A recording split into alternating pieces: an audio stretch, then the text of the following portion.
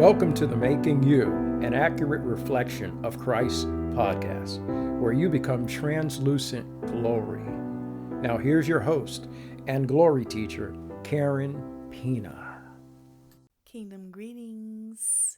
Here we are delving into the next aspect of ascension. This week we're going to expand on the introduction to geographical ascension. In that intro, you learned about the various ways to receive this type of promotion, one of which was prayer.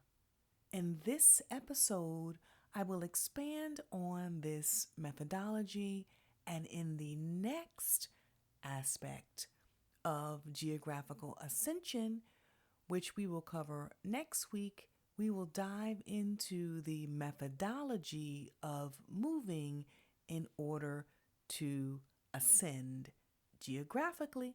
So that's the roadmap, and here is part one.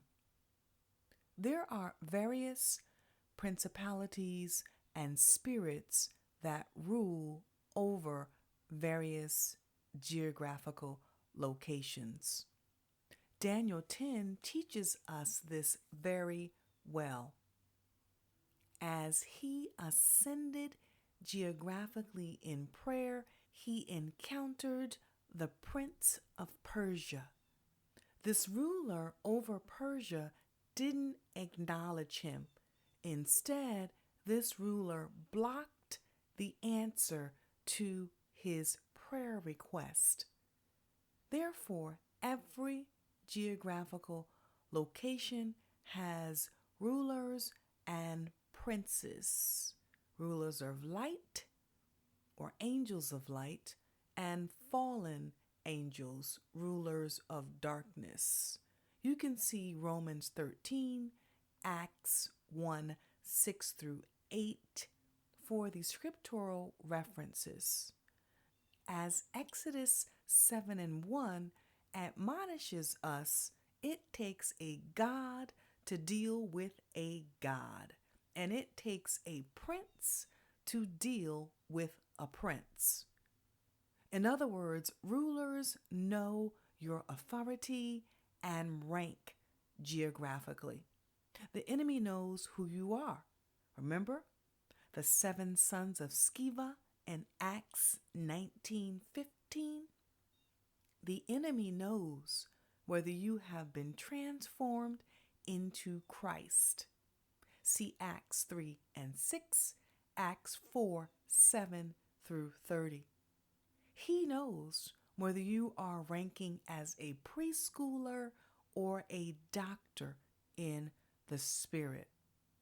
Continuing to draw from Daniel's geographical ascension encounter, there are times when you will need an angelic clearance to receive the answer to prayers about certain locales. Additionally, there are also times when access is only granted by angelic escort.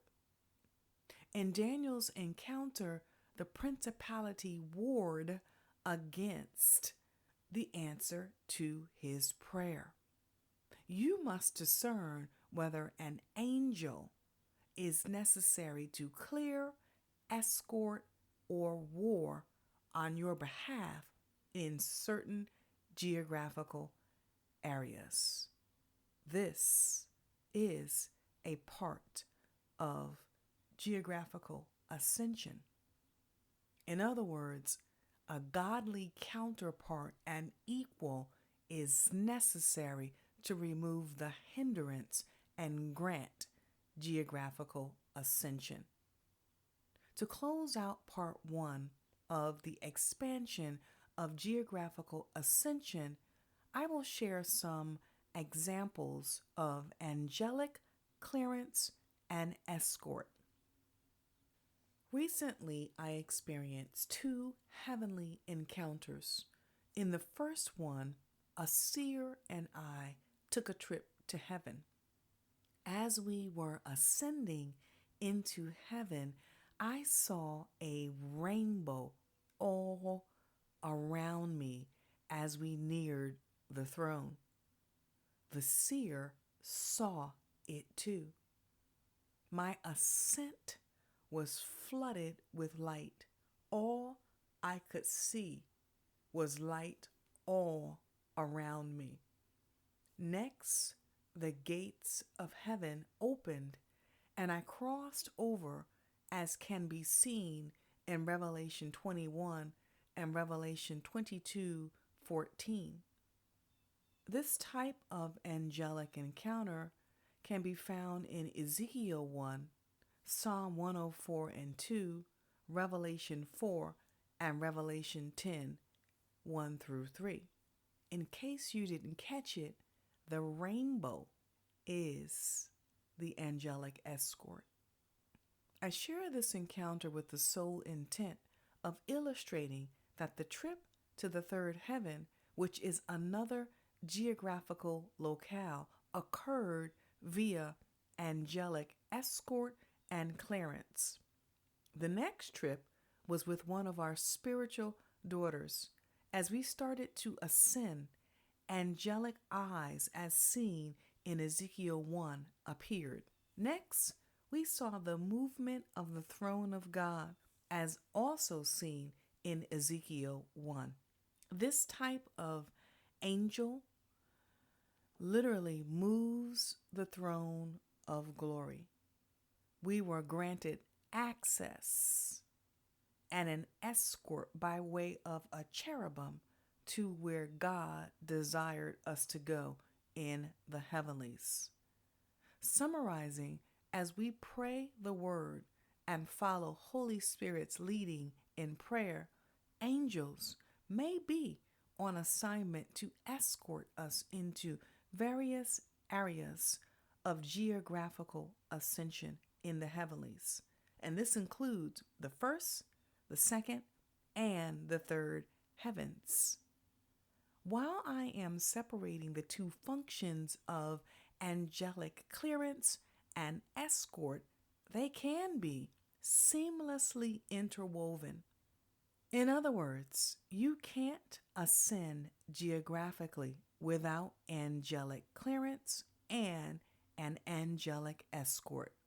As you pray and experience hindrances, the angels may need to be dispatched to cause you to ascend geographically, because in the spiritual realm, equal footing is crucial. Don't attempt to ascend in your own might, by your own strength, or by your own wisdom. Trust me, angelic wisdom is superior to your own. Daniel constantly received angelic instruction from angels to help interpret his dreams. That's another topic for another time. What I can say now is this: I strongly encourage you to read about his encounter in Daniel chapters 7 through 9. After you read these chapters, ask Father to release the scribal angels assigned to assist you with interpreting your dreams. I have a resource for you on dream interpretation for kings, because kings are leaders who dream differently than others. You can download it in the resources section of the show notes. Okay? This is an episode that you may want to play again before I release part 2 next week. Pray for supernatural wisdom and understanding. Pray that God will show you what you just listened to. Pray that your eyes of understanding will be open so that you can see how angels escort. Wow.